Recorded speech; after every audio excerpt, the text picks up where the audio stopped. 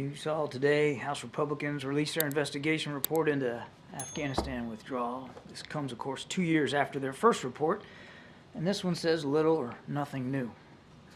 We've already issued comment about the one-sided partisan nature of this report, so I'm not going to belabor that right now, but I do think a brief rundown of actual facts is important.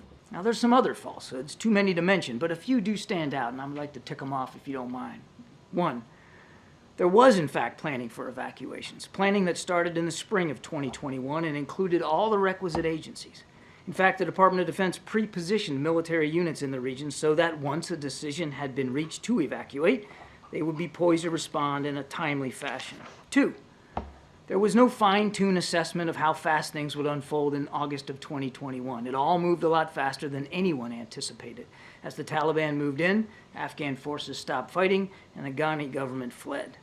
As then Chairman of the Joint Chiefs of Staff, General Mark Milley, said, quote, "Nothing that I saw indicated a collapse of this army and this government in 11 days, end quote." 3.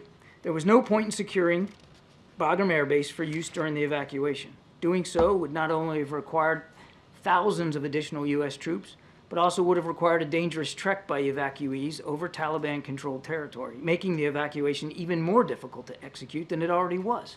4. There was no handover of U.S. equipment to the Taliban. That equipment had been provided to Afghan security forces appropriately and with congressional approval over the course of 2 decades of war. That equipment was left by those Afghan forces when they surrendered or stopped fighting. And 5, there was no deception, lying, or lack of transparency by this administration, either during or after the withdrawal. We did the best we could every day to keep the American people informed of what was happening. We conducted our own after-action reports and shared those too with the public. And as I mentioned, we cooperated extensively in this investigation and we continue to work with the War Commission.